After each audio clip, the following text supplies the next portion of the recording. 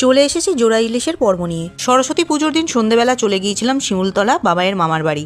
গিয়ে দেখি মনি জোড়া ইলিশের রান্নার তোড়জোড় করছে। পরে গিয়ে শুনি মনি নাকি আমার জন্যই ওয়েট করছিল ভিডিও করব বলে। তবে এর নিয়মটা আমার জানা ছিল না। সন্ধে হলে নাকি কুলোয় করে জোড়া ইলিশগুলো সঙ্গে লাউ শাক, গোটা শিম, বেগুন, মটরশুঁটি সব রেখে ইলিশ দুটিকে সিঁদুর পরিয়ে পুজো করে কুলো মাথায় করে ঘরে তুলতে হয়, তারপর রান্না করতে হয়। প্রত্যেকবারই নিমন্ত্রণ পাওনা থাকে, কিন্তু যাওয়া আর হয় না।